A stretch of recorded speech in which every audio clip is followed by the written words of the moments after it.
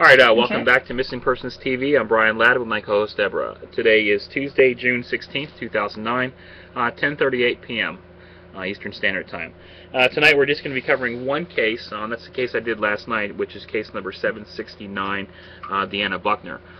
Then we have a guest with us tonight, Glendine Grant, who is Jessie Foster's mother. She's on with us right now, and we'll be discussing her case. I also have Deborah with us as usual, and Kevin Doyle. How's everybody doing? Fine, thanks, Brian. Good. Glad to be here. You're very much welcome. Kevin, are you there? Yeah, I'm doing great, Brian. Thanks.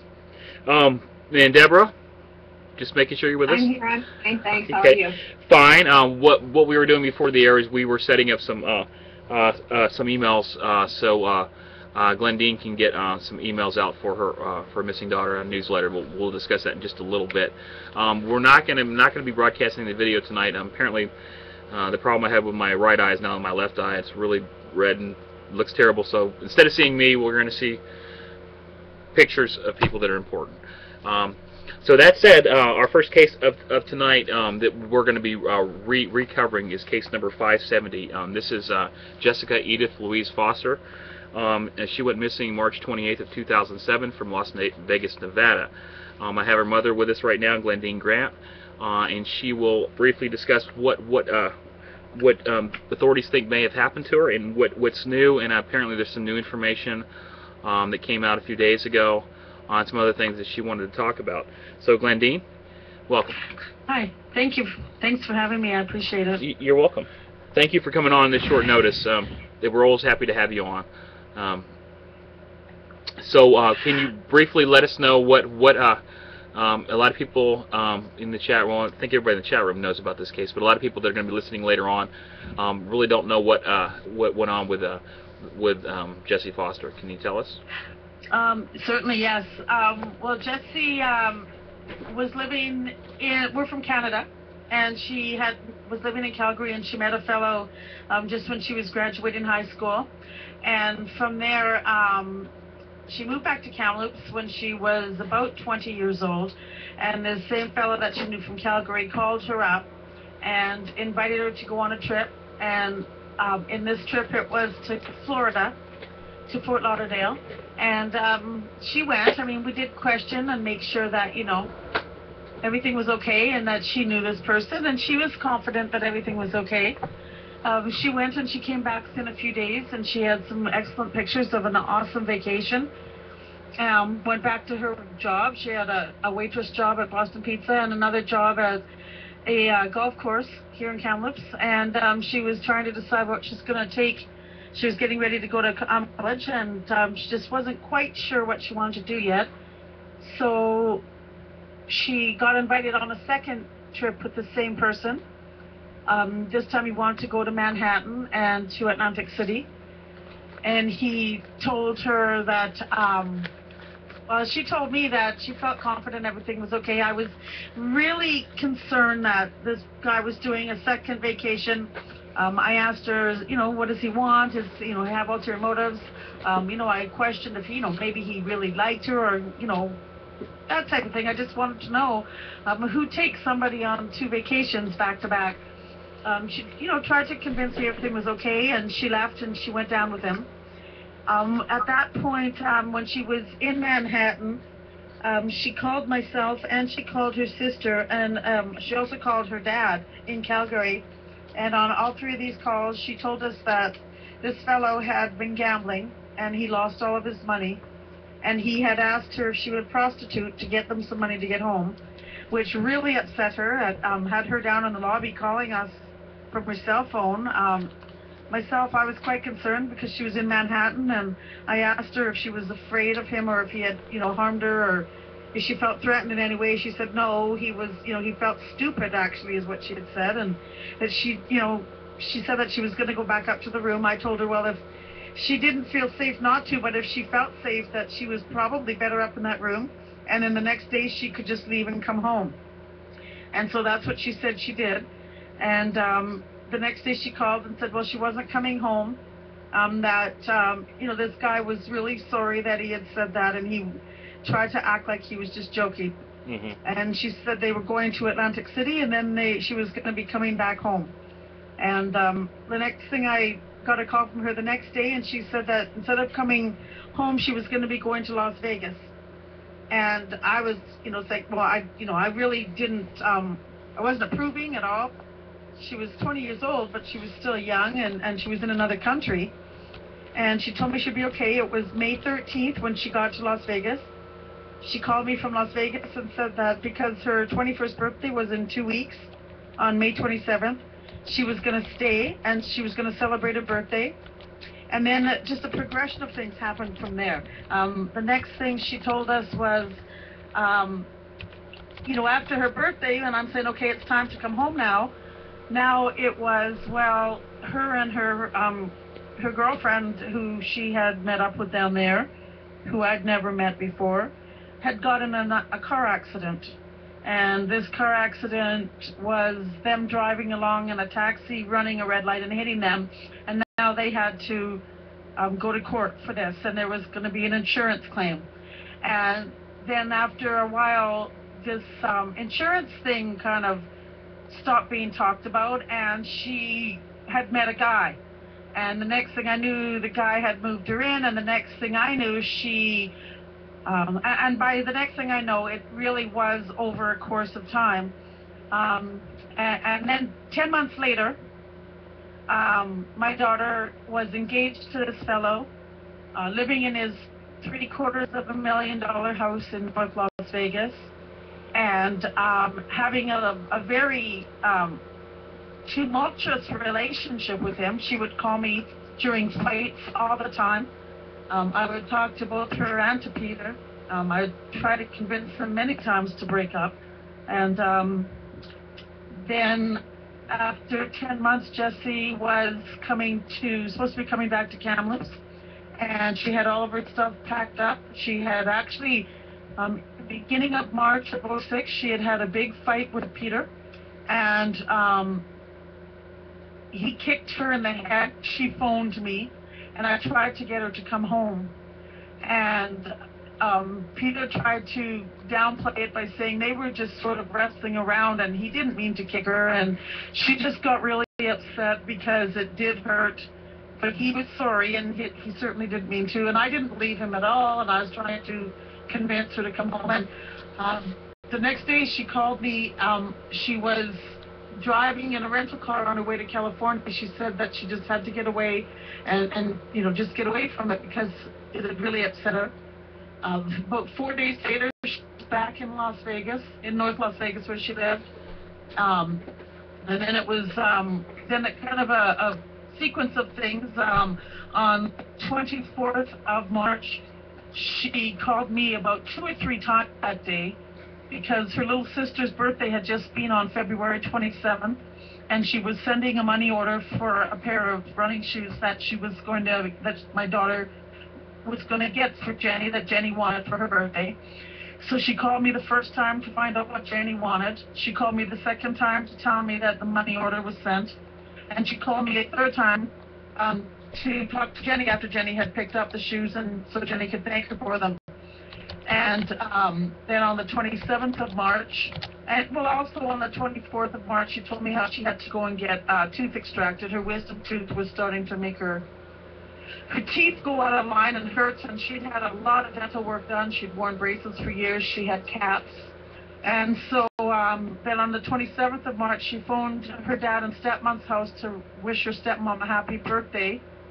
They weren't home, so she left a voice message wishing her this happy birthday. And she also said, okay, I'm just going now. I got to go to the dentist and get my tooth pulled, which we knew that what day she was getting her tooth pulled. And that is an important fact after you'll see in a moment. Then she called her sister Crystal on the 28th and the 29th. On the 29th, they talked several times because they were planning on meeting back here in Kamloops. Crystal was coming from northern Alberta where she worked, and Jessie was coming from Las Vegas, and they were going to meet here. Jessie's car is in my backyard where it's been since Jessie left my home to go down to the United States. And I even got an insurance card in the mail where Jessie had paid my credit card over the phone $200 to get a proof of insurance sent to my house so that she had insurance on her vehicle when she got here. Wendy, what was that date? And all of her stuff. And that was the 29th of March. Okay. The 28th of March, I should say, not the Okay. 29th. On the 28th of March. On the 29th, they were going to talk one more time. Crystal was already in Kamloops because she was coming back the day that they were doing all their talking. And then she says to me that day, Mom, I've been trying to reach Jessie all day and I haven't reached her. And it was really weird for Jessie not to return a call to one of us because she always was prompt to do that. And I just said, okay, well, she'll probably call you tomorrow. I was a little worried because I knew that Peter and her had been fighting. So I tried to phone and I left a message. The next day, Crystal says, Mom, I'm really worried. I've been phoning Jessie and leaving messages. She's not answering. And then my other daughter, Katie, said, Mom, I've been phoning Jessie for 2 days, too. I needed to talk to her about something, and I haven't got a hold of her. So I started freaking because I had also left a message. So 3 of us had called, 2 days, no answer. It just wasn't like Jessie. She knew that I didn't like her being down there, and she knew that I was worried. And so then I just started really freaking out. And I kept trying to phone her. I finally filled up her voicemail. I left so many messages. And then I tried phoning Peter. His phone was ringing and going to voicemail. And I was trying to call her up, and the one that she said she had been in that car accident with. She was the only other person whose number I had down there. And that number kept going to voicemail. And, this kept going on for a few days, and I was getting more and more worried. I just didn't know what to do. Her dad and the family were in Mexico for the wedding that Jessie and her sister were planning on going to. So the police wouldn't take my report as a missing person until they came back from Mexico, just in case Jessie decided at the last minute just to join them. And I knew she wouldn't do that without calling, but we still had to wait. And so during the time of waiting, I had friends coming over and we were trying to brainstorm what to do, So finally, one of my friends said, well, why don't you just call block your phone number when you phone Peter Todd? Because every time I have called, everybody has called play. I wasn't even thinking about it. I wasn't thinking that he had done anything. So I called blocked my number, and he answered his phone. And I freaked out. I said, well, I've been phoning and phoning. Why haven't you been answering? Where's Jessie? And he really downplayed, oh, I didn't call you back because I didn't know where she was. And on the day that he answered my phone call, it was April 9th. So we had gone about 11 days. And we still had 3 days or 4 days until her dad got back from Mexico. Then he said on April 3rd, well, he gave me 3 stories, actually. That first day he said on April 3rd, Jessie had to go to the dentist to get her tooth pulled. And I said, well, Jessie got that tooth pulled on April 27th. He said, no, she went on April 3rd. I dropped off her prescription and I picked up her medicine so she could get the painkiller. And then she left and went to the dentist when I went out, and then came back. She was gone. And he told me everything she owned was gone except her hairdryer and her makeup. And I told him right away that Jessie's not the kind of person who would take all of her stuff and leave hairdryer and makeup behind, that something had to be wrong, and that we had to report her missing. And so I told him to report her missing there, and I was reporting her missing here in Canada, in Kamloops. And after I made my report, I was waiting for him to call me back, and he finally called me back, and he said that the police told him he could not report her missing. And I said, well, why not? You guys lived together for 10 months, you're engaged. How can you not report her? He said, you have to phone this number, and you have to report her missing. So I took the number, and I phoned it, and I phoned it, and I phoned it, and all I kept getting was a voice response, and I kept leaving a message. And it was for a captain. I don't recall the last name. Finally, after about the 3rd time, I went onto the internet and I looked up the Las Vegas Metro Police phone number, and I phoned the number off of there. I talked to this really helpful woman. First of all, she told me the number that Peter gave me was a fire chief's number.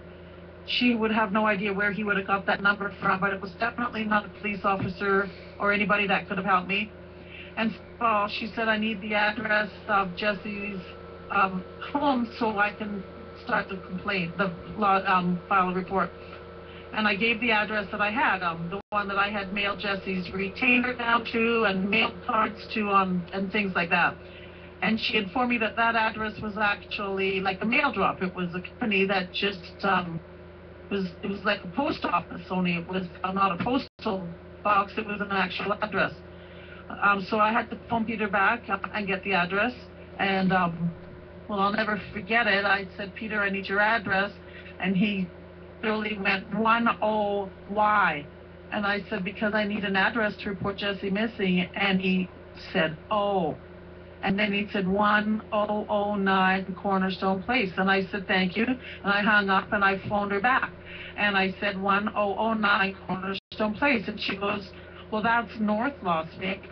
You have to call the North Las Vegas police and report her missing. So now she's giving me another number to call. And Peter, of course, obviously didn't bother to tell me that little tidbit that he didn't live in Las Vegas. So he was doing everything possible to keep me from reporting her missing. When I finally did get her reported missing, they just kind of sloughed it off and said, oh, people go missing all the time down here. And I said, well, you know, my daughter doesn't go missing. You know, they've been fighting. You need to go see what's going on. And so they sent 2 police officers over there. Peter answered the door. And this is what they told me in the report. Peter answered the door.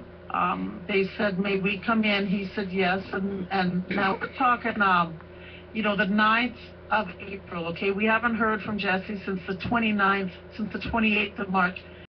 They said, may we come in? He says yes. Where's Jessie? I don't know. She left on April 3rd. She took everything but her hairdryer and her makeup. Where did she sleep? This was a room. Okay, thank you, goodbye. Obviously they didn't do a luminol check. He had, if anything had happened in that house and Peter had harmed Jessie, he had 11 days to clean it up. If you know, if he took Jessie away, then of course there would have been nothing for him to clean up and nothing for the police to see. The thing that I don't get is how the police didn't look at some of the things that we found suspicious, starting right from him lying about the date of her dentist appointment, to his second story about that, which was that he left the house only one time, and when he came back, Jessie was gone, which contradicted his first time when he point blank told me he left, came back, and then left again.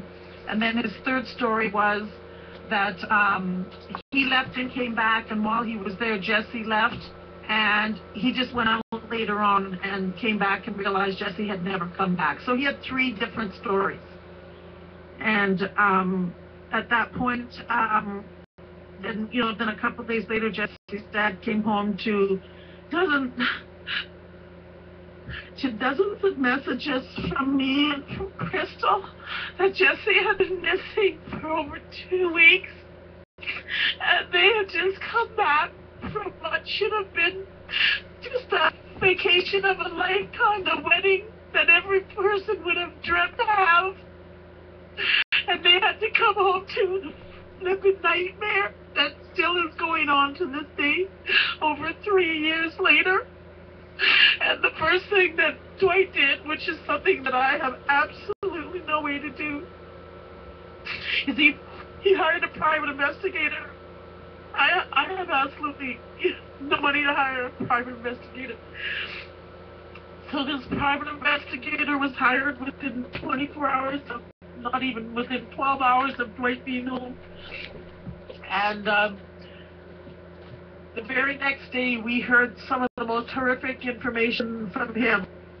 He had found out that Peter Todd is a pimp, that Jessie had been hospitalized from being beaten, that Jessie had been arrested twice and had 5 counts of solicitation for the purpose of prostitution against her. And this guy just washed his hands of her and just left us standing there trying to find her all this time. I've been banned from going to the States. I've gone down 3 times. And my 3rd time down there was for the Montel show. And when I went to go back down, at this point, Jessie's story had been on the Geraldo at Large show, on the Maury Povich show, and on the Montel show. And I went down to make my 3rd trip to Las Vegas, and it was my 4th trip to the United States since Jessie's disappearance. And I got stopped at the border, and I got told that I was banned. I was not allowed to come back. I didn't understand why, so I asked to speak to somebody. They told me to go back the next day and speak to Chief Lundy, Patricia Lundy, a woman who was the chief of the border patrol at the Vancouver International Airport in British Columbia. And I went back the next day to talk to her to explain what went on and ask why they stopped me. They said they stopped me because my name had been flagged, and that if my daughter was missing, then she probably was leading a lifestyle that would have been her own fault that this happened. She said this to my face. One of her other officers looked at me and said that I'm making so many trips to Las Vegas that I'm probably working down there. I'm 50 years old. I looked at my best friend Brenda, who's a little younger than me, and we both started laughing and said, "What do you mean? I have a job here." "What do you mean?" And we all know what he meant. And then when I asked to speak to her supervisor or to get a name to report her, she started screaming for the Vancouver RCMP to come help her. And when 5 armed RCMP officers rushed over to where we were standing, looking around wondering why they were being called, because they literally could not understand what's the commotion. She was the only one acting up. She said that she said, "Take them out of this airport. They are not crossing the border, and they're banned from crossing the border." And they didn't understand why, but they just did, obviously, what they had to do. As we were walking outside, he's asking me, obviously, what in the world just happened, and we told him everything. I had my binders of all of Jessie's newspaper articles. I told him what she had said to me, what he had said to me, and he was astounded. And he offered to help us try to get to the bottom of what was going on, which ultimately we've never got to the bottom of. I tried one more time, which would have been in the next November. Mm-hmm.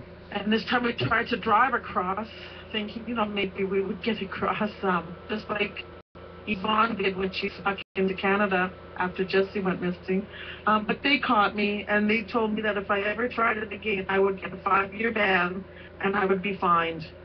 And so somehow my name got flagged, and so I have to do all of my search for my daughter from my computer, from my home up here in Kamloops, British Columbia. That's completely ridiculous. It's absolutely ridiculous. There's got to be some way to fix that. What do you think? Since then, I've had 13 Facebook accounts disabled. My email's been disabled, and my Now Public site got disabled off of their server. And when their tech support went in to find out why, there was absolutely no trace as to what happened except for the fact that it was disabled.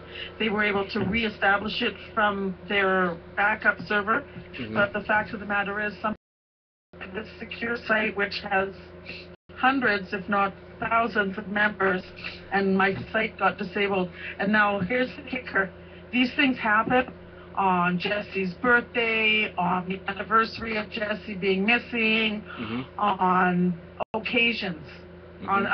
Every time some kind of occasion comes up, my Facebook account gets disabled.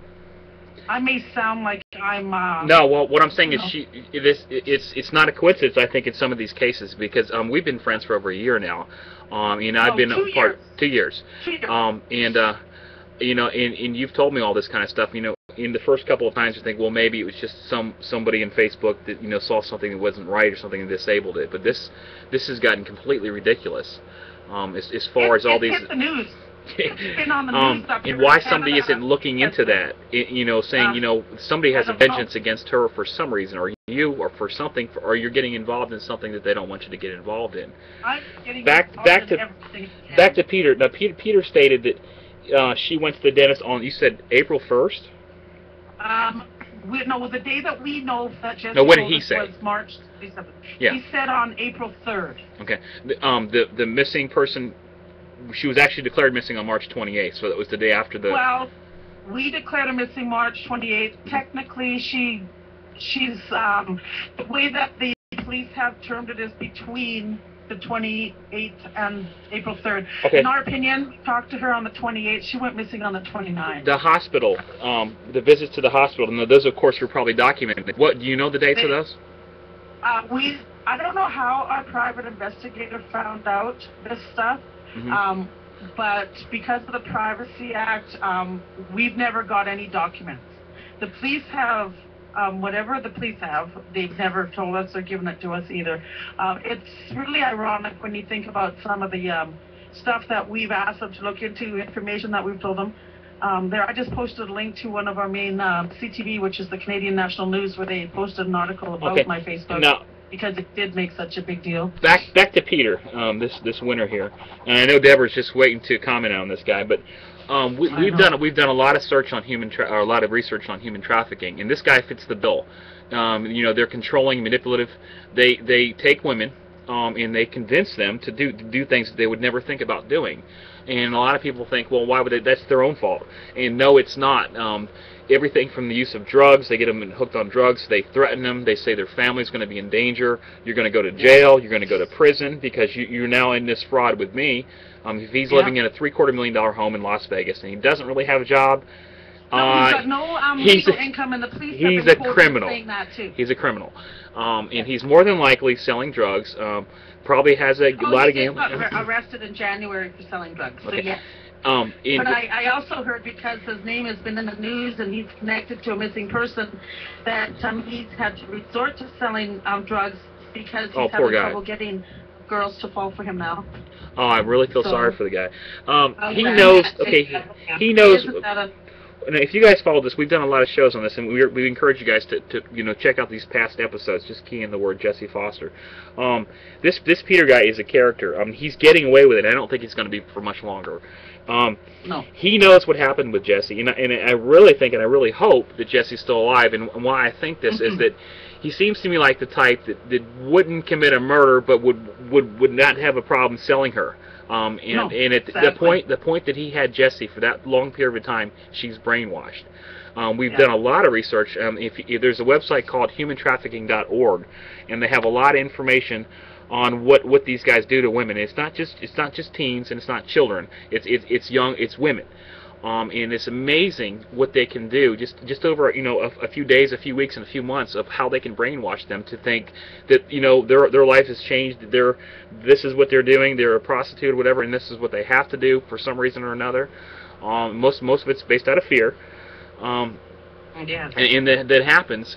And from the looks of it,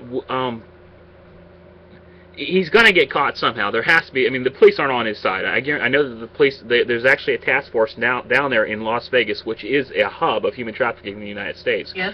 If you Every place they took Jessie to before Las Vegas is their hub. Right. I'm just researching. While you were talking, I was doing some more researching, and it was talking about Las Vegas and New York City or Manhattan are major hubs for human trafficking.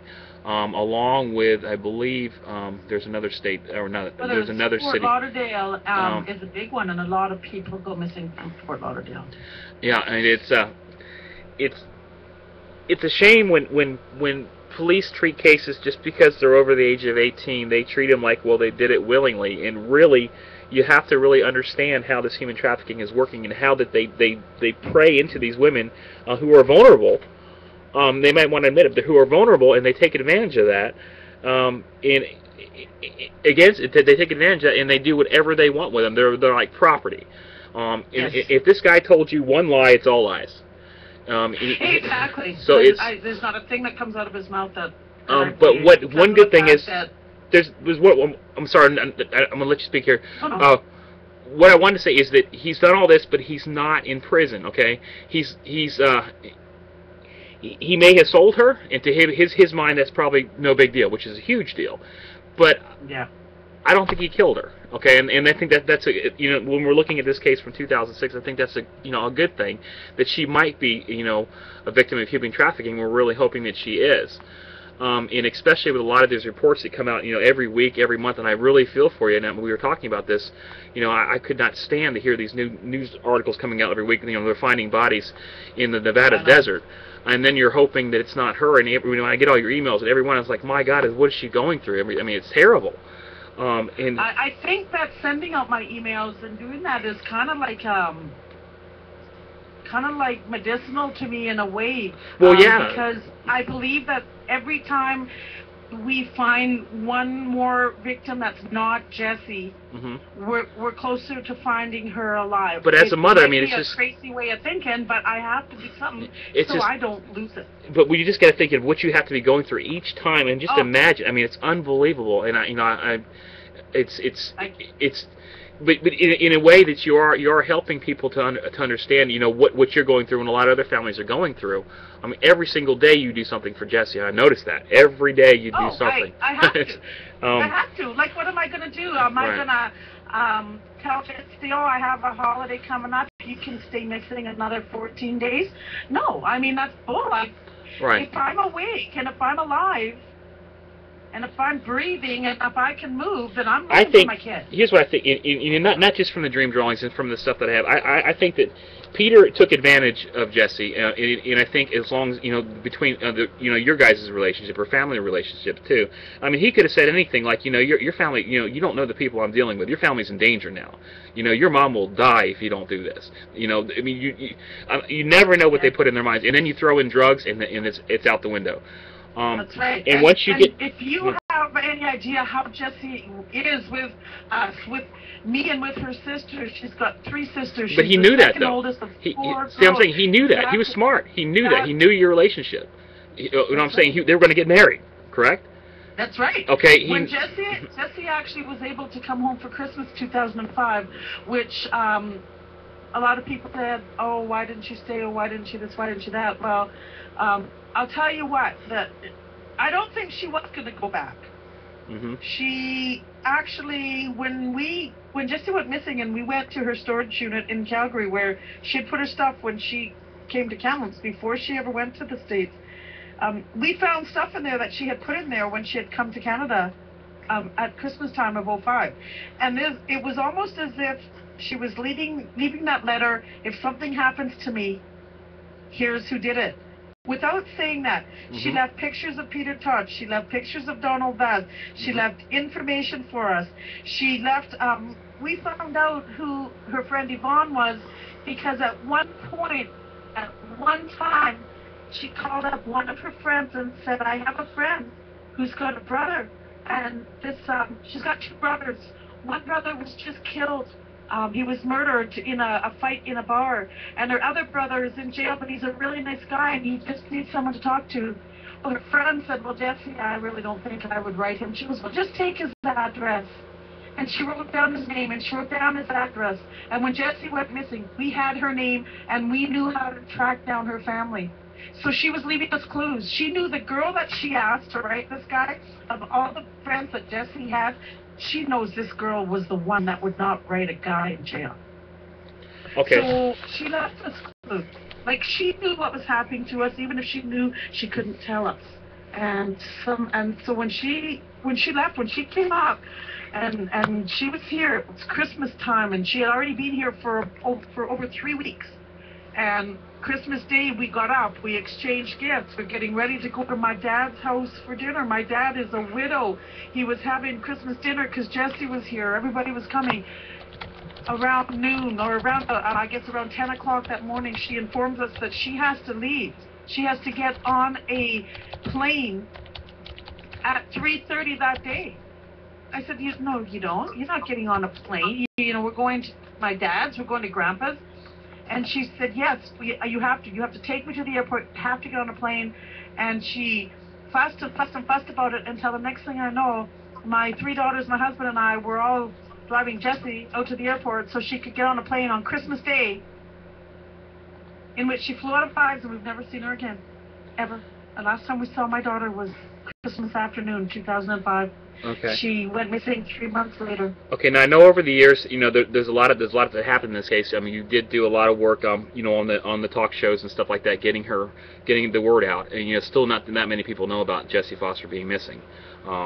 You know, it's really sad that, you know, that the drama in a lot of these cases, you know, the murder and the serial killers would take center stage. But you know, at least you're able to get her picture out there. Yes. Oh, I'm so grateful for how much. I don't know if Jessie is lucky to be beautiful, because we all know that a lot of beautiful people get in the news more. Or if she was, and notice how I'm saying lucky, right? How ironic. Mm-hmm. Or if she was lucky enough to be involved in an international disappearance. Well, that's what we're like thinking of. Or if she was lucky enough to be involved in a human trafficking case. Because right. You know what? If you're not lucky enough to be beautiful or involved in a spectacular case, your case is never going to be heard by more than a handful of people. Mm-hmm. And that is sad. You know, I think with Natalie Holloway, it was just the, you know, here's, you know, she was 18. She was a teenager, and she went to, you know, Aruba. You know, that definitely got the media's attention. Every case should be just as important. It doesn't matter who you are. Exactly. But back to that, the recent events that we were talking about. One thing that Cindy Macklin, Deborah, that's her name, right? Cindy. Yes. That's her mother. Macklin. Her mother Deborah. She has been going on Facebook and on Craigslist, looking at pictures, and not looking at pictures like, you know, we would do, like friends and family. She's actually going on there looking for pictures of prostitutes and people that advertise themselves on the internet. Most of the time, it's not them advertising; it's actually their pimps, and they use Craigslist for this. And she's been going through a lot of pictures and stuff, trying to you know, to look and see if anybody that may be missing. And that last picture, I know that we don't think it may be her or it's not her. I put it in the case file just in case. But that's another good tool that, you know, I think hopefully that the Missing Persons Task Force in Las Vegas is using. You would think. And I know that the FBI has facial recognition software where they can take a face and match it up. You know, they use eye points, nose points, and whatever, and it can tell you for sure. Because we've seen this a lot. I know we kind of determined it wasn't her, but there's always a chance that, you know, it could be. That's right. And that would be great news. I haven't seen her in over 3 years. More than likely, I mean, if she's, you know, from Las Vegas, Mexico is not too far away. It's easy to get across the Mexican border down south. It's if you're wanted or missing, it's hard to get back in. You know, she could be in Tijuana, and that's another hub. It's really sickening, and it's terrible how they treat these women. I mean, it's like property, and they are completely brainwashed. And I tell you, you throw in drugs, especially, you know, hardcore drugs like meth and heroin. They're completely addicted, and they're totally brainwashed. That's right. And the only way to get out is to run, or to get arrested. Unfortunately, and she could be in a Mexican prison for all we know. That's right, and they wouldn't even care. They wouldn't even check on it if she said. Well, you know, there are. well, She's a Canadian citizen. I know our embassy, you know, they do keep tabs on people that are in Mexican prisons. I don't know what Canada does, but yeah, I don't know. To tell you the truth. But wish I did. It's just, you know, you being from Canada, I think really does kind of affect how you're able to search for your daughter. Because if you were in America, you'd be probably living in Las Vegas right now. Well, exactly. There's one thing I think we need to do. Let's start a petition tonight to get the Canadian-U.S. border. Yeah, I'm at the website right now. It's Department of Homeland Security, and let me find an exact phone number and address we can get to petition them to get Glendine Grant, you know, back off that flag list of being basically a terrorist, because that's probably what they're classifying you as. Back to Canada. No, well, that's what Not a terrorist. Well, Right? Well, initially, I don't know how my name came up. Okay. But now they're saying that because there was that crap that happened in 1987 where one of my friends that lived at my house had some drugs and there was an arrest made, and it all came down to it. Well, it was nothing to do with regardless, me, but, regardless, you're going down there ultimately- to look for your daughter. So that is completely Exactly. so. And here's the thing. I've worked in security in Canada where I have to submit my fingerprints and my criminal record search and my photograph, just like you do to get a passport. And then the Department of Security Divisions decide, they go through it, and then if you're eligible, they license you and they take your picture and they put on a license and they send you back, and you have a license to enter people's homes. And Okay. I did that for years. So somewhere along the line, where I'm allowed to have a license for security in Canada, I'm a security risk in the United States. Go figure that one. No, it doesn't make sense It to me. doesn't. That petition link, so everyone can sign it. Obviously, Glendine, you can send that out to all those people that you have on your mailing list for. Yeah, let's email. go to let's set up a forums on blogs. Put it, find Jessie everywhere. right. There's a Everyone petition that website like Petition Spot. petition. There's like a petition spot or something like that that have pre-formatted petitions that we would get to say, hey, this is absolutely ridiculous. Yeah. It's, I've actually had a petition I started up one time just for Jessie. It wasn't even a petition per se because I was just seeing how it would work. And somebody actually said, well, what exactly are you petitioning? And I said, really all I was doing was one other avenue to get Jessie's name up. So. Well, that is another avenue, and you literally you can get thousands and just one thousands. way. I wasn't even thinking of it as a serious petition at the time, Yeah. but it's still out there, and I think it's Go Petition or Petition.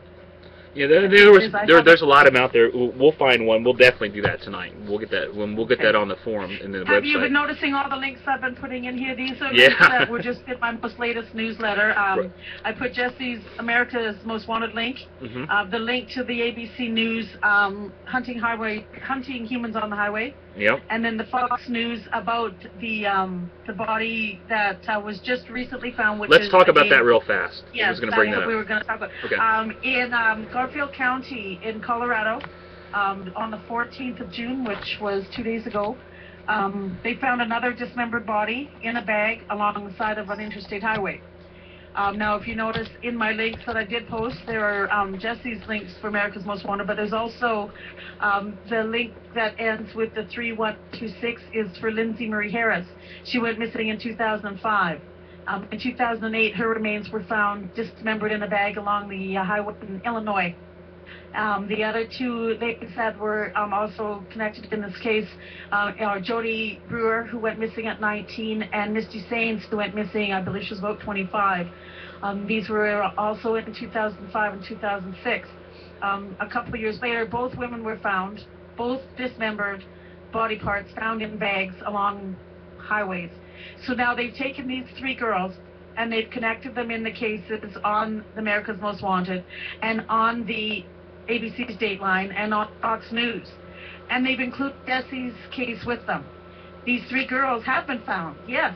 They were missing, yes, and they were missing from Las Vegas. And one was forced into prostitution and two had chosen that lifestyle. Regardless, none of them deserved to die. Three of them did. One of them is still missing. Now there's another girl who has turned up. There's a couple of women locally who have been missing who they were thinking they could be. They've asked for submissions of cases of people who have missing loved ones. Now this person, first they thought it was a 12 or a 13-year-old girl, but then later they recanted and said, no, this is a 20 to 25-year-old woman, which is Jessie's age group. She's had extensive dental work, which Jessie has had. She has brown hair with blonde hair lights, which Jessie is usually blonde, sometimes brown, but she changes her hair a lot. And it also, though, said that this woman had a lot of tattoos. And Jessie, at the time of us last seeing her, didn't even have one tattoo. So there are some who say, there's no way. There are some who are waiting for results.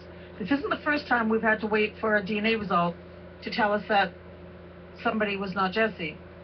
Right. There was a time, I think I might have even included the story. I did actually link to the story about the Kilgore Jane Doe last year, who was found burned at the side of a highway. And where she was found was 2 hours away from this place in Texas called the Colony, Texas, where Peter Todd owns a house. 2 hours away from a city is pretty close in the realm of a country. Considering, you know, that Jessie went missing in Las Vegas, and that's where Peter Todd lived, and Peter Todd also owned a house in the Colony, and this Jane Doe turned up in Kilgore. DNA proved that it was not Jessie. You know, we've waited for autopsies for girls who were found in the Nevada desert. We've sent search teams out to the Nevada desert on tips.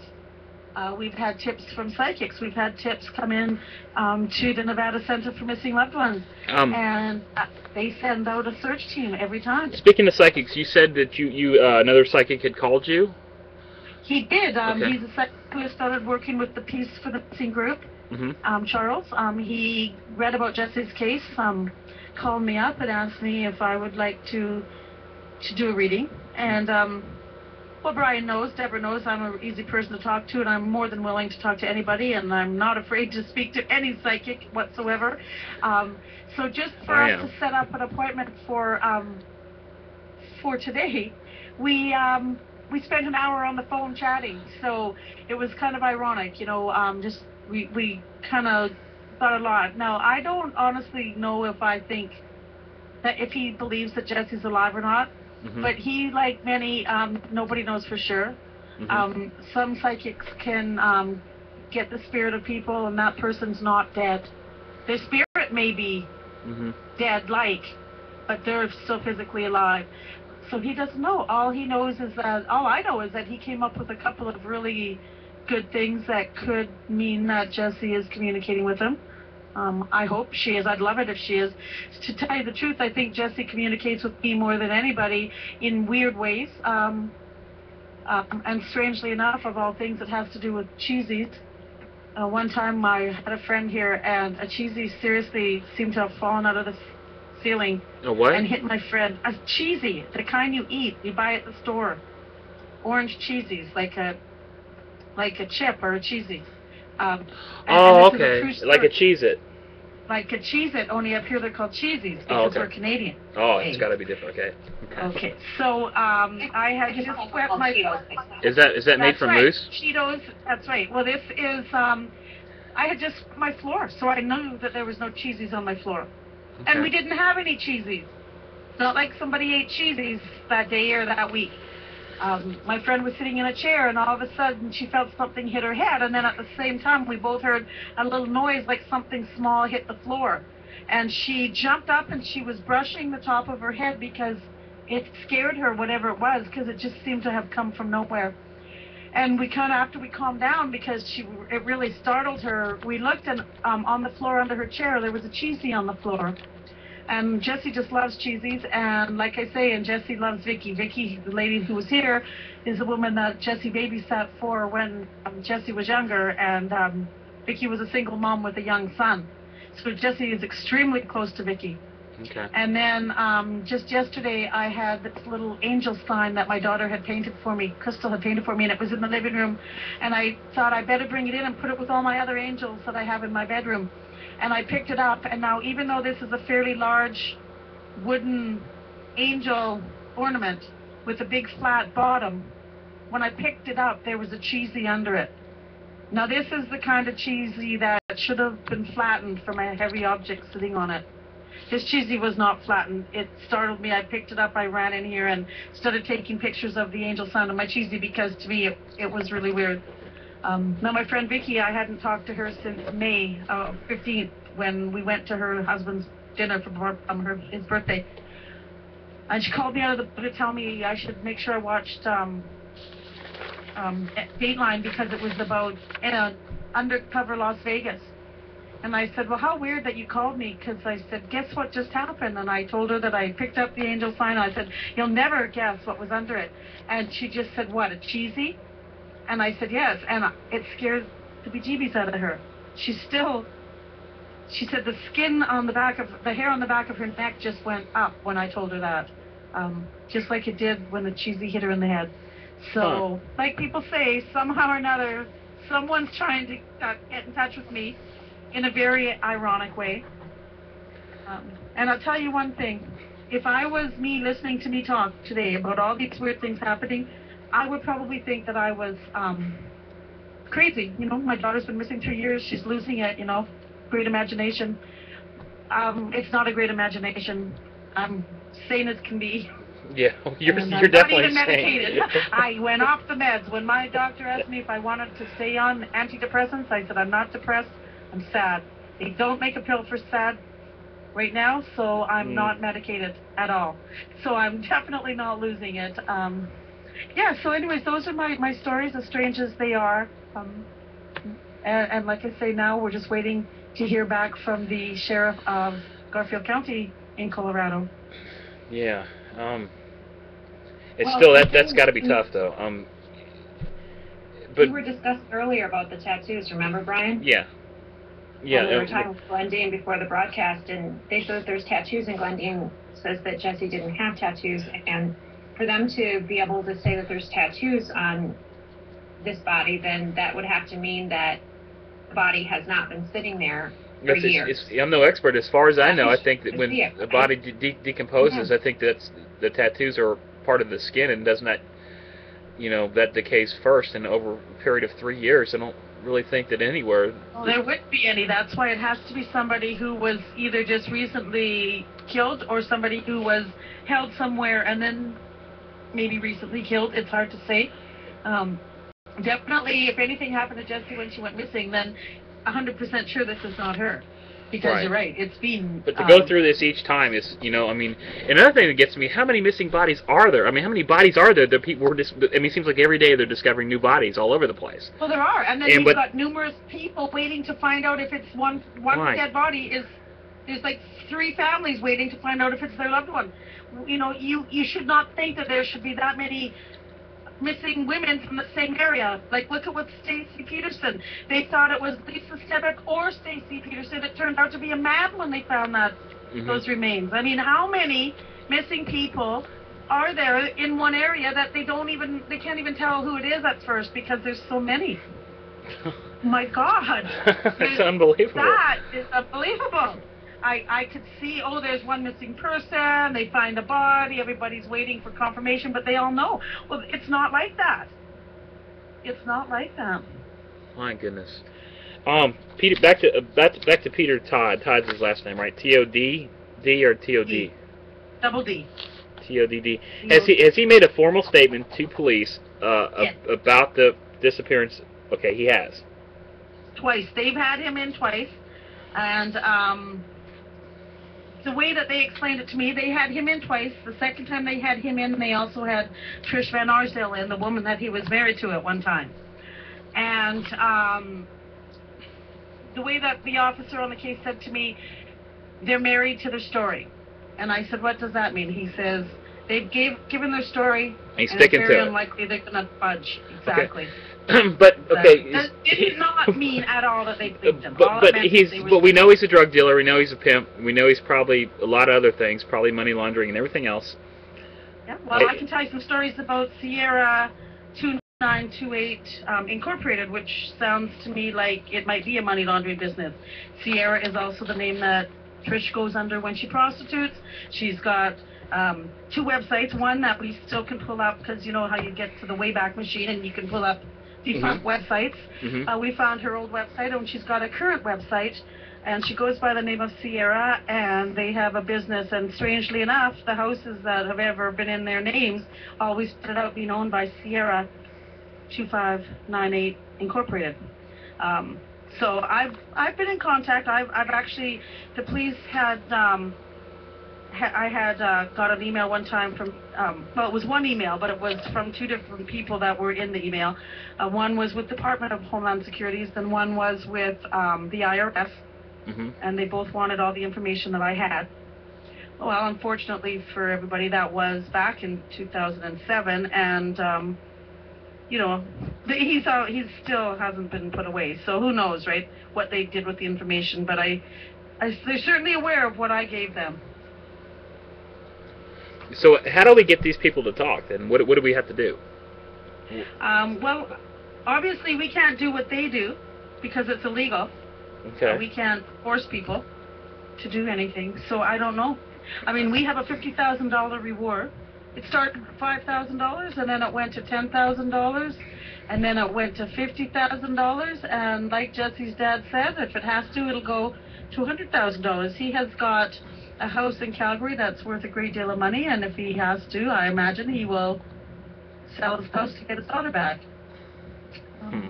There's got to be something else we can do. Like I know, because money isn't really working with silly things. $1 million reward wasn't enough for anybody to come forward with Natalie Holloway. So maybe money isn't it. I don't know. I don't know anymore. I've tried everything. It's so touching how many people help. I get people constantly emailing me links and places that I should try, and I will have to say 8 times out of 10 I email them back and tell them I've already been there, I've already done that site. And sometimes I will email the link on that site to Jessie's, because sometimes they didn't even realize that Jessie was already listed there. I just got an email from a good friend of mine who tries to keep me in touch with a lot of human trafficking people, and it was very cute, because she says, I just found this guy, he's following my tweets. And she posts about missing people. So she posted an introduction to the two of you, and his name's Aaron Cohen, and we're already on each other's list.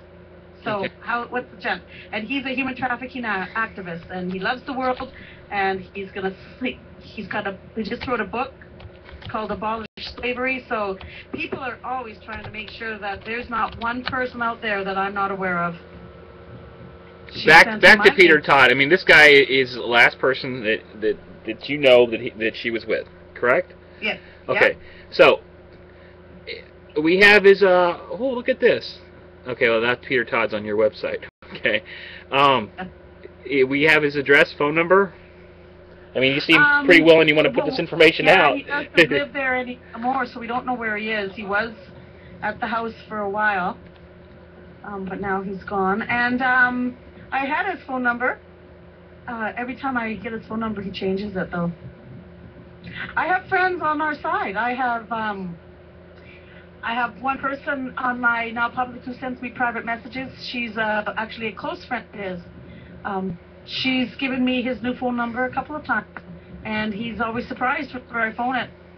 The first time I phoned it, he says, "Who's this?" I said, "It's Glendine," and he asked me, "Glendine who?" I said, "How many Glendines do you know, Peter?" I said, "I'm Jessie's mom."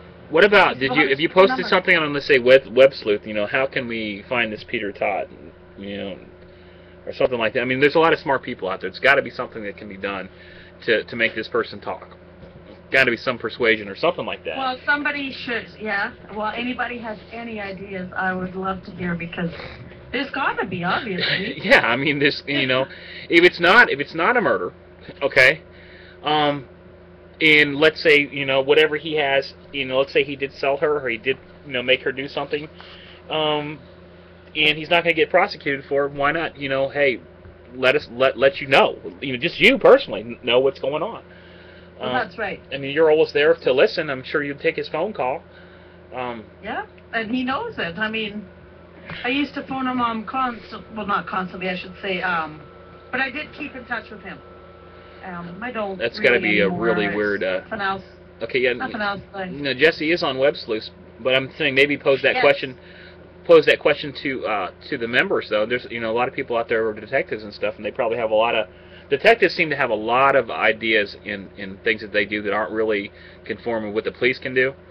No, because they've got the legal aspects. Right. They know how they talk amongst themselves, which is their own way, and then got what they can bring to the public. So there's a lot of different ways that having real, live police officers working on the case on their own time, because on their time, on their work time, there's just not enough time for all the cases, so that's why it's... If he's not in prison now and he's still out, he's obviously doing something right, so he's probably pretty intelligent when it comes to what he's doing, and that doesn't usually make a murderer. No.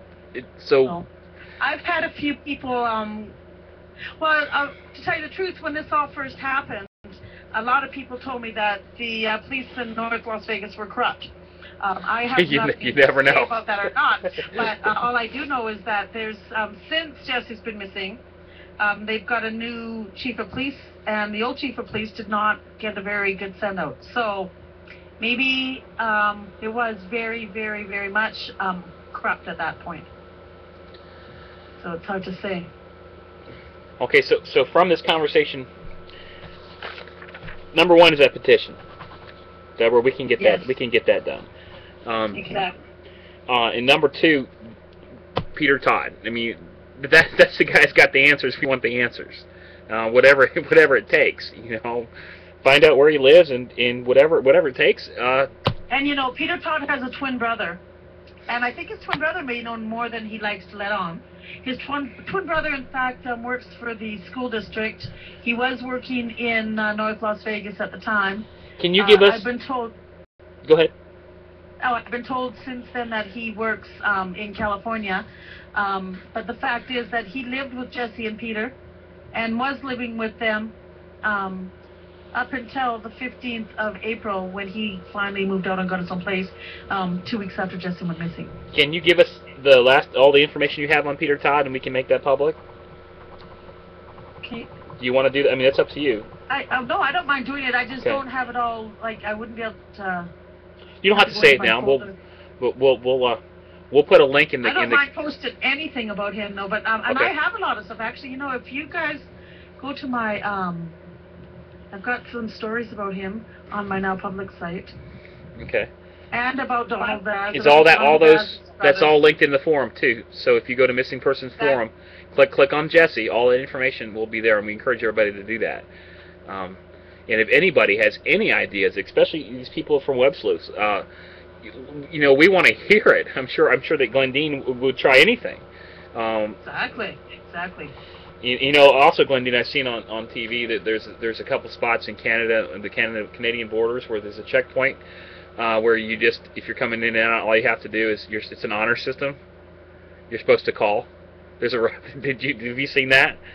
No. Where is it? I'll head right down. You can Google that. There's actually, I saw it on CNN. There's just you're supposed to, it's just the road. People cross it all the time. Apparently, it's in a small town. They cross it all the time, and there's a booth there, and you're supposed to check. You're supposed to call in and say, "Hey, this is me. I'm coming in." Okay. I don't know if it's still there or not, but that's ridiculous. Wow, I can't. There's even no words for that. That's definitely crazy. Making things even worse for you. Well, I just looked up the new rules for U.S.-Canadian border crossing, June 3rd of 2009. It says something about. And then you're gonna need a passport. For at least Americans need a passport now to drive across after a certain date. You used to be able to drive in, I believe. And I think it's been passport for if you fly. And then there was a certain date that you think you had to have a passport to enter Canada. This is for us. It doesn't work anymore?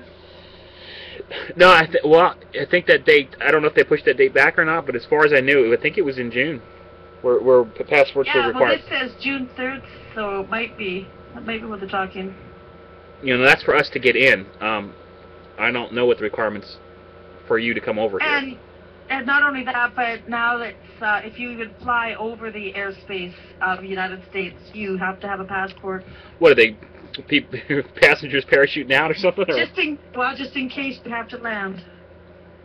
This is what I just looked up. The report for a new bridge for Old Allies. Make an urgent call, and then it says that you guys must end the honor system of allowing people. And then it's that link that I put ahead of it.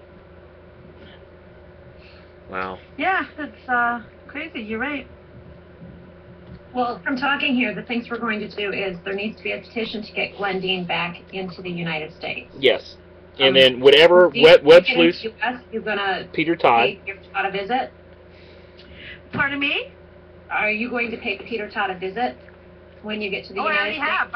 I've paid him a visit twice. And you'll do it again. The thing is, hey, bake some cookies. Bake some cookies for him. It's been a few years, and he's getting away with whatever he's getting away with, whether he knows something or whether he's done something or he's sold her or whatever that piece of scum has done. He's gotten away with it this long, and things are nice and quiet for him, probably. It's time to turn a piece.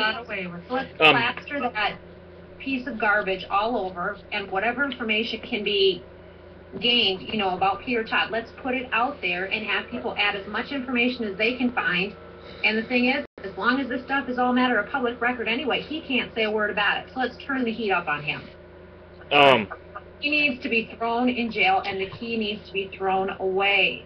There are some issues. There are some issues with this, though. I mean, there could be something to do. You know, it could be dangerous. Especially if you know, he's probably not alone.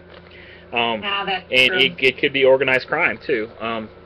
But at this point, Glendine, Exactly. I don't know. Some people might say, well, that doing that might put Jessie in danger. Well, she's already in danger. Can't be any more danger. Okay, you know. You can't imagine how many times I've struggled with, you know, wondering if what I'm doing is ultimately going to hurt Jessie more than help her. But I Well, I come think to the conclusion that no, it can't be worse than what she's going through. Okay. And then Mexico. Once again, pictures out in Mexico, in Spanish, especially around Tijuana, anything south of the California border. Isn't there? Don't they advertise in Mexico on Craigslist too? Oh yes, everywhere. If you guys want, maybe you know, we'll get all of the pictures up that we have of Jessie, especially the face, and have people start looking through you know, solicitations from that area too. That would be good, yeah, because somebody has seen her. That's the bottom line. People don't really fall off the face of the earth. That's actually just a saying. I think so. if it was police covering up something, this has been an awful long time. You said there's a new police chief in town. Probably Yes, that's there gone is. away.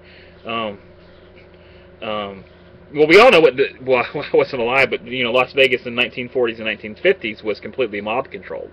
That's right. And it is. You know, it really is. There is so many cases of human trafficking going on, and especially the ones that are unreported in Vegas and in New York, and it's absolutely amazing.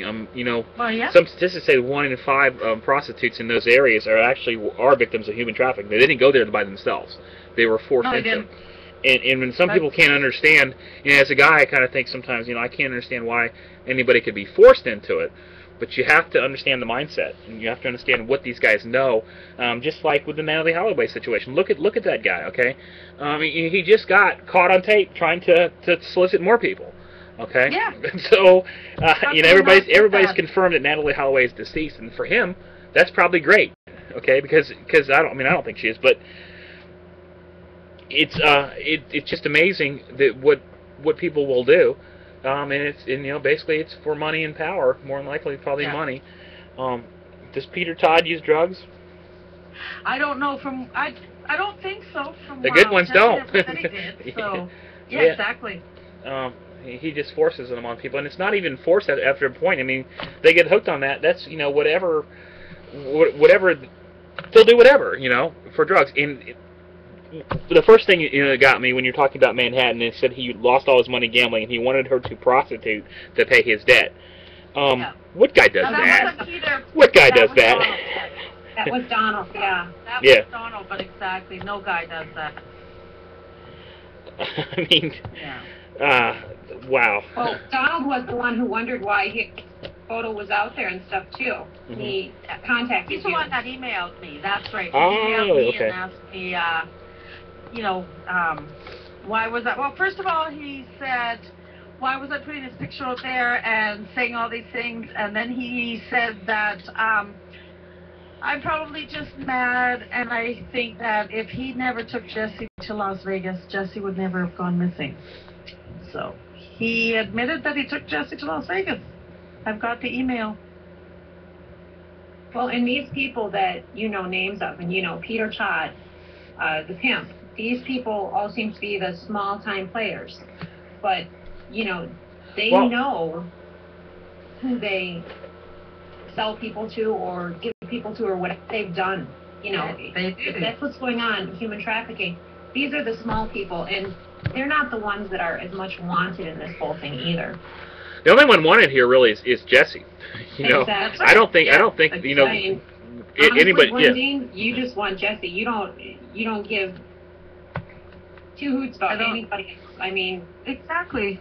That's, I mean, that's the thing. Like, these guys, if they think that, you know, oh, I'm a pain in their ass, or whatever they think about me because of all the stuff I'm doing, I think that they should just as easily think, well, maybe if we just handed Jessie back, you know, hate to say it, but sadly enough, there's a lot of people out there who are unfortunately victims. They just don't know it yet. These guys haven't zeroed in on them.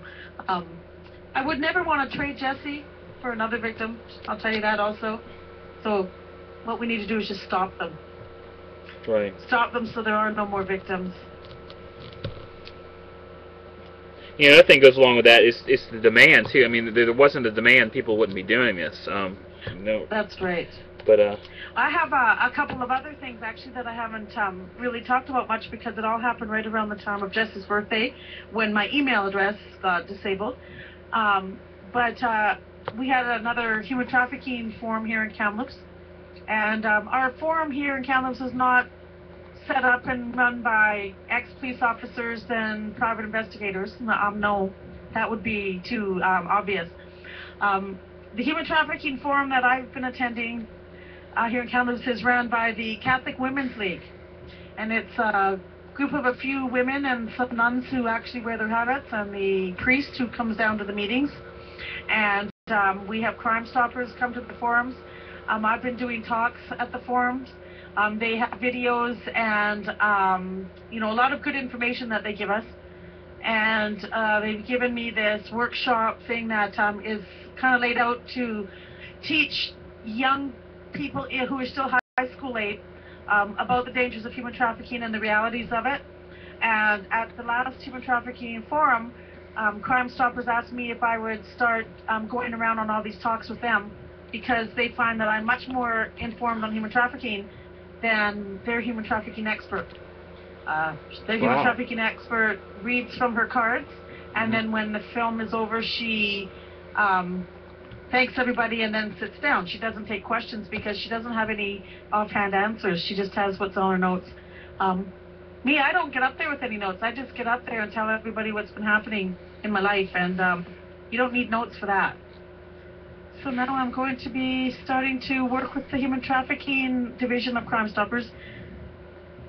So I guess Jessie's case is starting to make some headways in other ways. right. Not just in searches and missing people, but, you know, educating people and changing the way people think about things, thinking about their safety especially.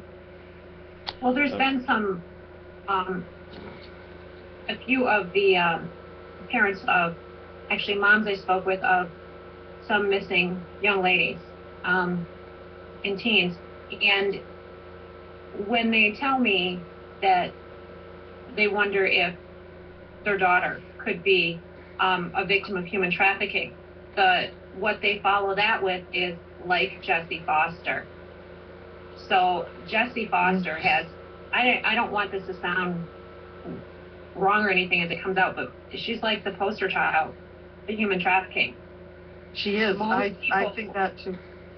Right, they connect her name with human trafficking. What you are doing and your campaign to bring your daughter home is huge. I mean, people that are learning what human trafficking is, automatically connecting it with Jessie's name. They're learning Jessie's story, and they're seeing how that can relate to their own lives, to their missing loved one, and people that don't have missing children or sisters or brothers or cousins or whatever. They're becoming more aware about human trafficking. So all this that you're doing, Glendine, is certainly, it's wonderful. It's commendable. I'm blown away every time I look at everything you're doing. It's amazing. And to me, it just feels like, you know, it just has to be. I guess I look at it one way specifically, and that's what got me going. When you see how many cases one police officer has and how many hours he has in a day, and how many family members for each victim, there's just not enough of them, and there's just not enough hours.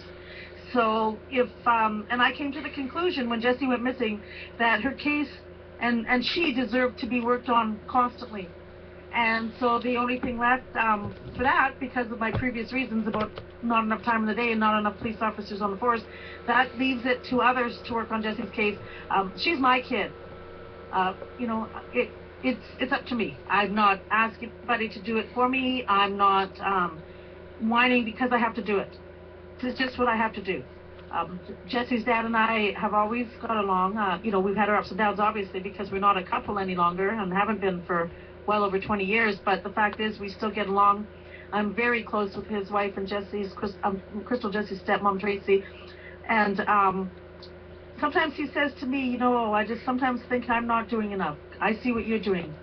And all I can say is, if you think I could have came up with a $50,000 reward, then you've got another thing coming.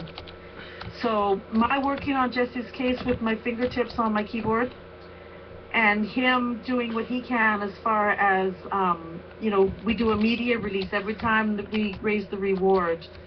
You know, this man doesn't have 3 other children. He's got 1 other child. He's got 2 stepchildren, but I've got 3 other daughters, and I'm in the same house that I moved in on the 27th of this month. It'll be 22 years ago. I live a block away from the house I was raised in. My kids went to the same schools that I went to, and their friends are my schoolmates' children. I have support coming out of the woodwork where I live. Dwight lives in the huge city of Calgary, Alberta. There's over 1 million people. He's from the eastern coast of Nova Scotia and has no family there. He's lived there for, you know, 25, 30 years, but he's not surrounded by people who have been in his life since he was 10 years old. So I get my strength in many ways. I get it through you guys and all the support that we get from everybody.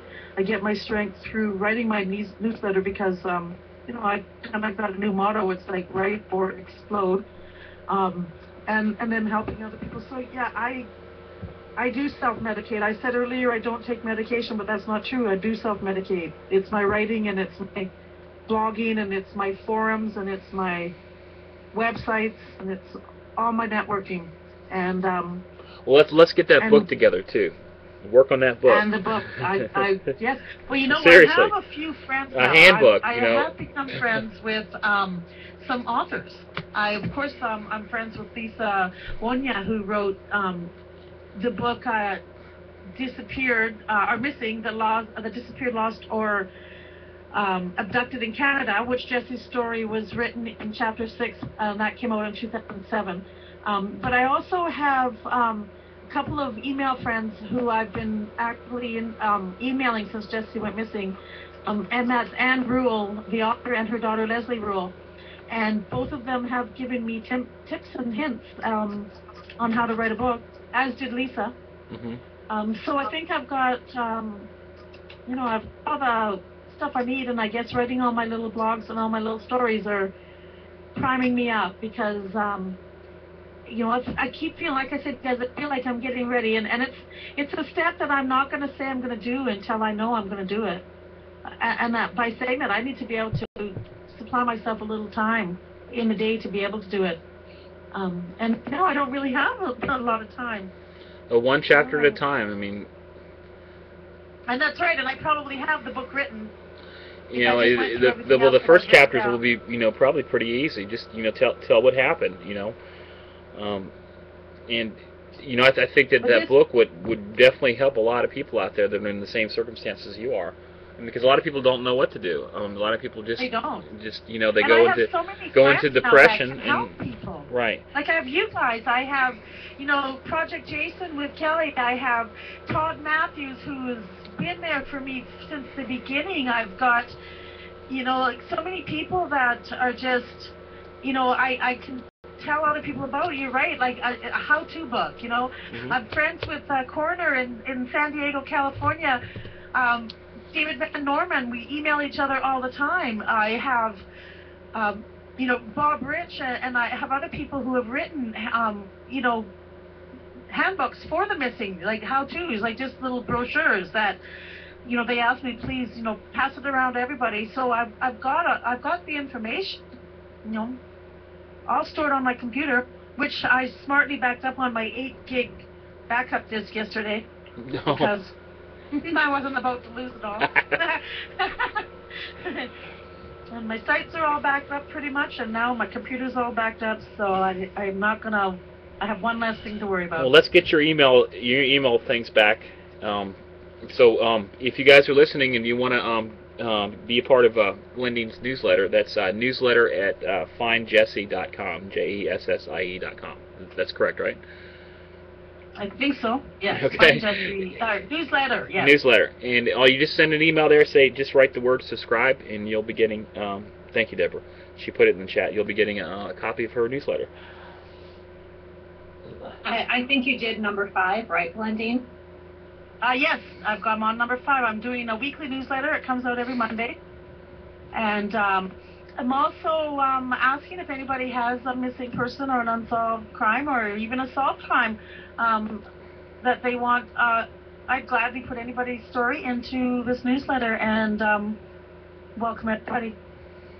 Well, for those that are not familiar with all the work that you do, with what you're doing on Facebook, MySpace, your websites, forums, all of that, what Glendine's doing in addition to trying to find her own daughter, Jessie, she also puts a lot of information on others that are missing out there. So, you know, like you were saying, let you know, and you'll gladly put them in your newsletter. That's right. Glendine always has a lot of information about others that are missing and about organizations and groups that are out there working on those things. So you can connect with pretty much all of them through, you know, Glendine's sites, which would be the jessiefoster.ca and the findjessie.com, getting on Glendine's Facebook accounts and MySpace and all those things, and now your blog spots, all of those things. That's right. My blog spot has 3 different blogs. I've got my Jessie's newsletters, which there's about 160, maybe 180 articles that have been in the newspapers and such, and videos that have been on the news about Jessie's case. I've got my newsletter one that I put them in because I have to have a place to be able to get my pictures when I need to get a link for the pictures, now that I figured that out, thanks to Deborah. And I also have one of just all Jessie's stories. And I'm slowly transferring all of that stuff from my blog into my forum because that is interactive. When people go to findjessie.com, they can sign up and they can add their own. Mine, obviously, a blog spot is only, you know, you can only leave comments. On our website, you can only sign a guest book, but the forum is wonderful. People can, you know, post their own stuff. They can add their own information and add their own, you know, if it's a comment, it's a comment. If it's links, it's links. Anybody has any information that they want to, you know, offer to us. You know, there's so many people out there that have, like, they focus on one thing, and I've got all those people sending stuff to me. So the assortment of the different types of information is just unbelievable. You know, Dottie Laster from Laster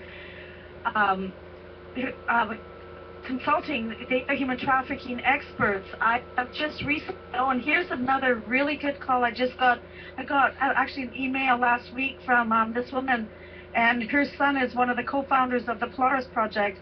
The Polaris Project works strictly with survivors of human trafficking. Last year in 2008, they helped bring back or save something like 2,300 potential human trafficking victims. Wow. And in this letter, this woman told me that she has talked to her son and the other co-founder.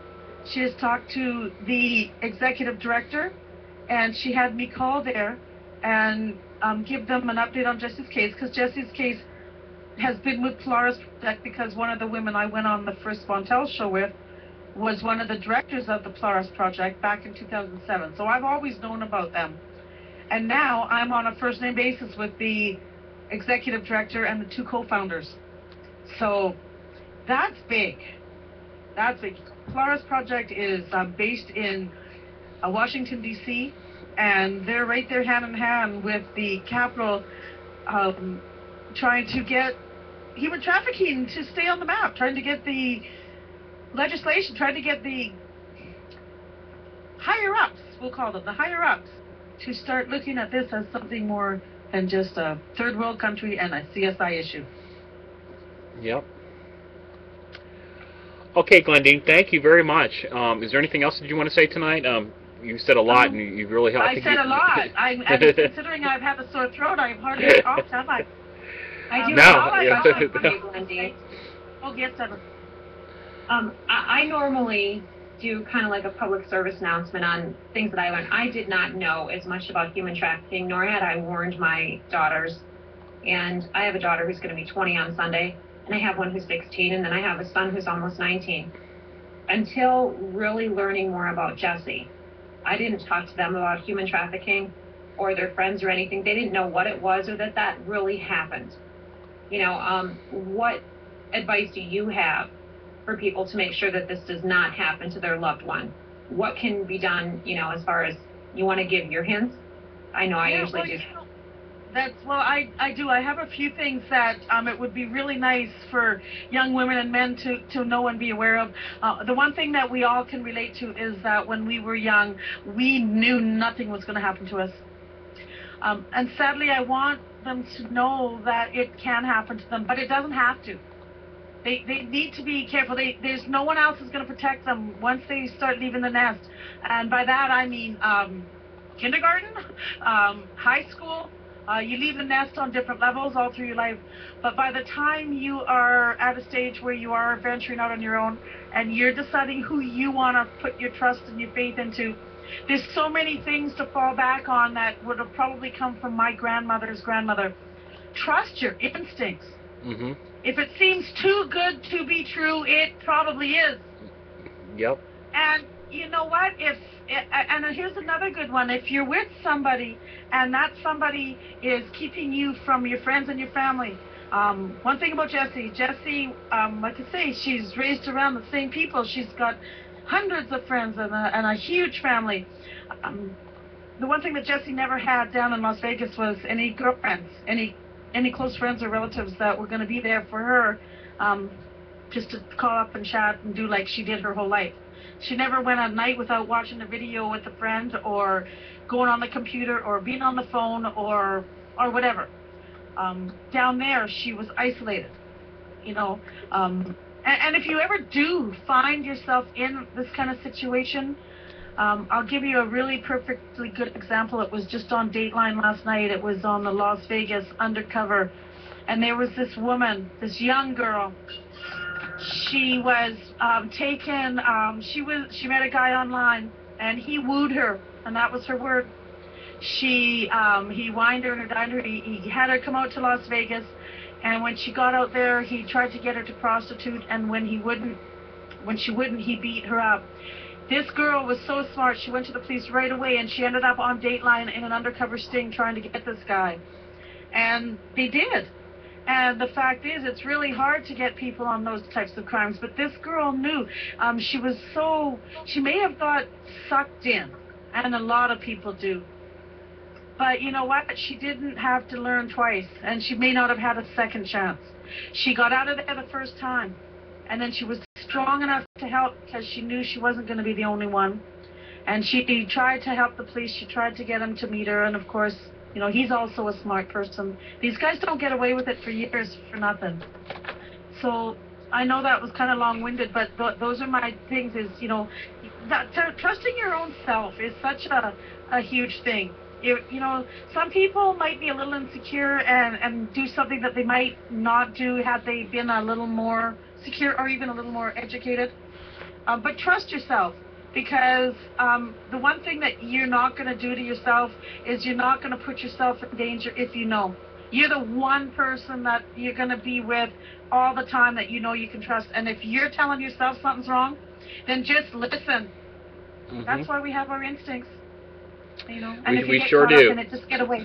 Get away as fast as you can if you get caught up, and call the police and help keep the next person from becoming a victim. And in that way, I think if people can live like that, they don't have to live in fear, because they know that they're going to know what to do. They know that they're not going to put themselves at risk. They're not going to, you know, maybe isolate themselves with somebody, and they're not going to stick around if something bad happens. Then they're protecting themselves, and whoever is out there looking for somebody, they're going to keep moving, because you're not going to be the victim. They're going to see you're not a victim or a potential one. And I think that's really important for young people to know, because you know how insecure we all were when we were young. Even when we were really secure, we always probably acted more secure than we were, because that was part of growing up, was, you know, kind of taking it on the cuff. And you don't have to do that. You don't have to act tough. If something bothers you, speak up. And, you know, then we're not going to hear about as many of these cases anymore. I declared 2009 the year for the missing on Facebook. My Facebook account got disabled, and I am no longer attached to that account. But luckily, Karen Atkinson from one of the missing organizations logged onto it as fast as she could before someone else did, because that's what happens with Facebook. You start up a group, if they disable you, your group is now free for anybody to take over as administrator and do as they please. Oh, so nice. That's so luckily she took over that one. She asked me when she said, Glendine, I saved it from someone else, and I'll put you back on as administrator. And I said, and what? And lose it again? I said, stay where you are. We all know that I made that. That's my Jessie case, Jessie group for all the missing. That's not just for Jessie. Yeah, it doesn't have to be moderated by me. I have enough to moderate. She does a better job at it. So this is it, 2009. Let's fight for the missing. Well, thank you, Glendine. And everybody, thank you guys so much. You're welcome. That was Glendine Grant. She's the mother of missing person Jessie Foster. Her websites are findjessie.ca and www. It's www.jessiefoster.ca and then www.findjessie.com. And that's right. And all the links there to everything she's talking about, and then her blogs and everything are there too. So thank you again for coming on, Glendine. Thank you again. I always love talking to you guys. You know that. Sometimes I forget how crappy my life can be when I start enjoying myself with you guys, and I hang up and yeah. Let's get that petition going though, for sure. Yes. And then you know, if anybody has any ideas how we can get this Peter Todd guy to talk, whatever ideas it may be, let's hear them. You know, even abducting the guy and giving him to the CIA for waterboarding or whatever it takes. He has to know something. There's no doubt. I mean, he might know a little bit, but he knows something to help find Jessie. So that's the key. That's the person. That's the guy, Peter Todd. I think you're going to give out all the information you have on him and the other characters. Yep. Anything I have, I've got a lot of stuff posted. What I'll do is I'll just go and I'll re-add some of those. I'll put everything that I have from my now public into Find Jessie. Most of it's there, but there's still a lot more. All right, and to Peter, Peter. It would take forever to put everything everywhere. And to Peter, Glendine just wants to know where her daughter is. She wants her back. You know, I don't think you want to press any charges or anything. You just want some information. I would rather never see or hear from him again in my life once I have my daughter back. So Peter, and I think you'll be happy never to hear my voice or my name ever. She'll go away. Just tell her what you know. And I'll never ever try to come into your country again once I have Jessie. So you can. Whoa! Wait a second. You said you're coming over for a barbecue. Oh yeah, that's. I got some possum. On our book tour when Jessie writes her book about what would happen to her. We're gonna barbecue possum. You like possum, right? I'll learn as long as barbecue. Okay. Thanks, Glendine. Thank you, Deborah. Bye, everybody. Take care. Bye. Good night. Good night. All right, guys. So you heard that. You know, please go to these websites. And once again, if you want to be a part of her newsletter, please send an email to newsletter@findjessie.com. Just write in that newsletter. Just add me or anything like that, and she will add you to her newsletter. She sends out Deborah, I believe she sends out a weekly newsletter. She has a white picket fence newsletter. Yes, too? Glendine just sent out the 5th one. Okay. Yesterday. Every Monday she sends one out. It's called the White Picket Fence newsletter, and there's an interesting story. You know, look at the newsletters, you'll see the interesting story of how she came up with White Picket Fence. Okay. But you can also read the newsletters if you'd like to on Glendine's sites. I know that she posts on findjessie.com. She puts them there.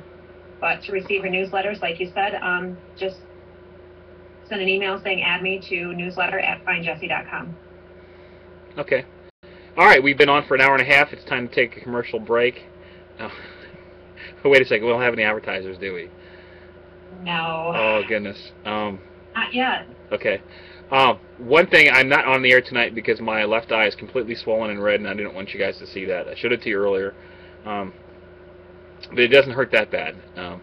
But it just wouldn't look right. So that's why you're not seeing me. So I'm getting some pictures ready for you.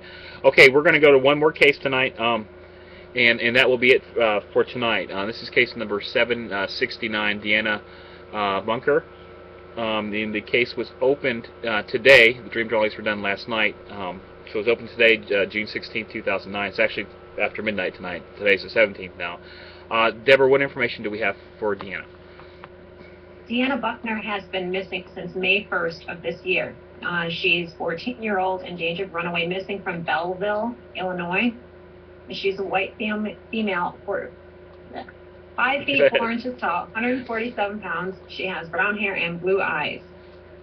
She was last seen on May 1st. That's the day that she's missing. Once again from Belleville, Illinois. There's not much out there for Deanna. It bothers me that a 14-year-old classified as endangered runaway, and there's really nothing. Yep, I checked myself. There's no poster for people to know that she's missing. She's no 14. blog. There's nothing. There's no blog. And this is long enough for a blog to show up in Google. The only blogging that's been done for Deanna has been mine, and the only other hits would be links of yours. Speaking of that, what's that? That's coming up. What's the blog you got going on now? Angels Are Missing at blogspot.com. Is that it? Right. It's are posted at angelsaremissing.blogspot.com. Okay. And I hear that's coming pretty popular now. It looks to be. I've got quite a bit of traffic. Yeah, that's good. Good job, Deborah. I see that. It's actually the 4th return. Angels Are Missing at .blogspot.com. And then the only thing other than that is National Center for Missing and Exploited Children. And note it says children, okay? Children. And it's still not, there's no news articles, nothing on this, and she's been missing since May 1st. Children. Okay, so I don't get it. Nothing in the local news. No, well, it goes along with that, like we talked about before. When they're listed as a runaway, there's really not much attention for it. And there's how many out there missing that are runaways, or they're just missing and they're not getting attention from the media either. There are so many people missing, and only a select few are getting covered. But runaway, or just the fact that someone's even an adult, will right away put them toward the bottom. 14 would put her in 9th grade, 8th or 9th grade. Am I right? Yeah, 8th or 9th grade. Okay, so almost just out of elementary school or junior high. Okay, just put that in perspective when we're talking about a 14-year-old. And we've had people even younger than that with no media attention at all. So this is a child. A child is missing. I worked the case last night. I have 2 dream drawings. The first one says fire, and then the word bookstore. And this is a drawing of a male. Looks like a young male, short hair. That's really all I have on it. It just says fire and bookstore. I don't know if the fire broke out in a bookstore or anything like that. That's all that says. And the second one says she will get arrested if he does not kill her, and that's what kind of bothered me. And then there's a drawing. It says the word tunnel. It says tunnel in an arrow. I think the tunnel is to the right of whatever that is drawn on the bottom of the dream drawing. That's all I have on this case, Deborah. So if she's not found, again, we probably have to redo this one. It did bother me. It says if he does not kill her. So I don't know. Kevin, you worked the case. I have your email. Do you want to bring that up now? And thank you for holding on, Kevin. Kevin? Yeah, I'm here, Brian. Okay. Do you have that? Do you have your meditation notes? Yes, my meditation for Deanna Buckner is alive, runaway to abduction, silver, endangered, male, 22 years old, Sam, they are like-minded. And notes after the meditation. Deanna could have run away at first, which may have become an abduction. A man 18 to 22 years old, possibly named Sam, could be involved. Deanna and this man could be like-minded in some ways. I don't know exactly what that means. Could be that she and this man have some things in common, and she may have trusted him in some ways. And that's it. All right, thank you, Kevin. Maybe this male that you're talking about may be the gentleman that I drew. Like-minded in some ways. Okay, thank you. I posted your information. If you get anything else, please let us know, and we'll post it to the case file.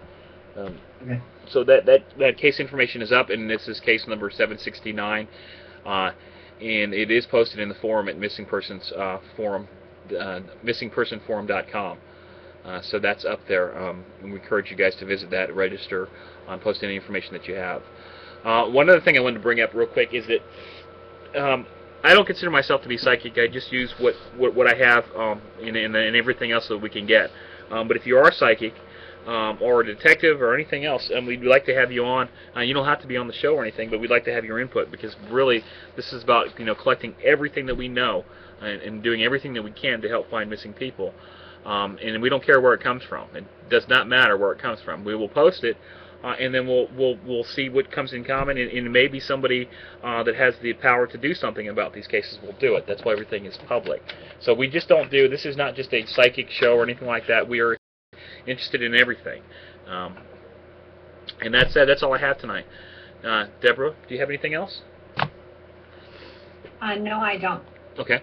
Not tonight. Okay. Let's give a little brief summary on Adji. Deborah, do you want to do that? I've got his picture up here. I'm going to make it a little bit bigger, though. Sure. Adji Desir has been missing since January 10th of this year. Lockley, Florida, that is the farm workers village, where his mom, his dad, and his grandma miss him very much. He is a 6-year-old who functions at approximately age 2. He doesn't speak much. He can understand some things, and the language that he understands is Haitian Creole. What is needed to get Adji home is more people knowing that he's missing. He has not gotten the type of media attention that he deserves, as most missing do not.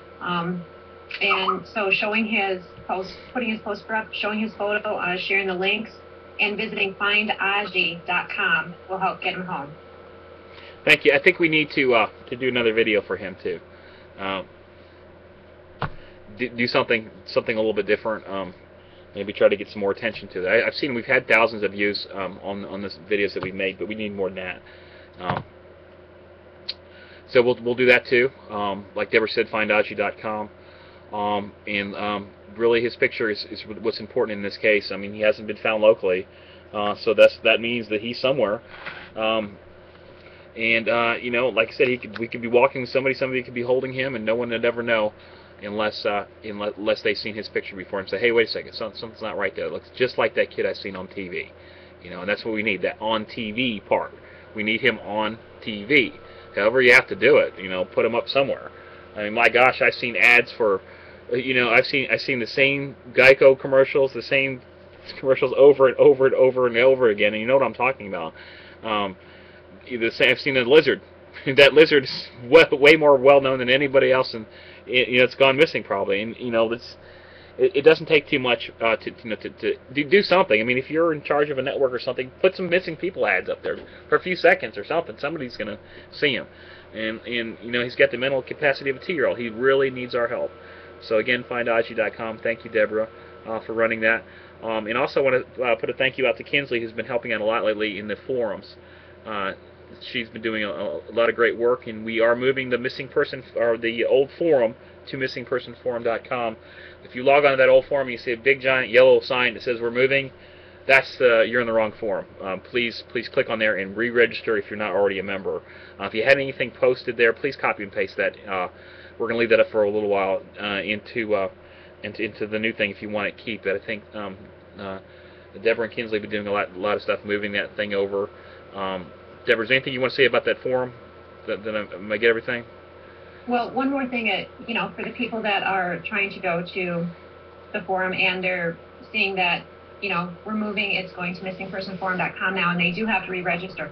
You can go ahead and use your same username and your same password if you like. Don't log on like that. You actually have to register with that again, because it won't take it.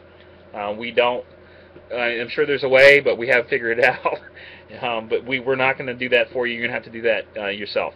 It's free. Just re-register with that. It shouldn't be taken. If it is taken, I would guess email us, because it shouldn't be taken.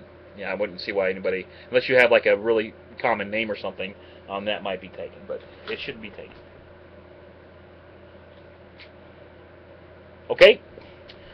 All right, guys. Thank you. Thank you, Kevin. Thank you, Glendine, and thank you, Deborah. You're welcome. And we'll see you tomorrow night at around 9 o'clock. Good night.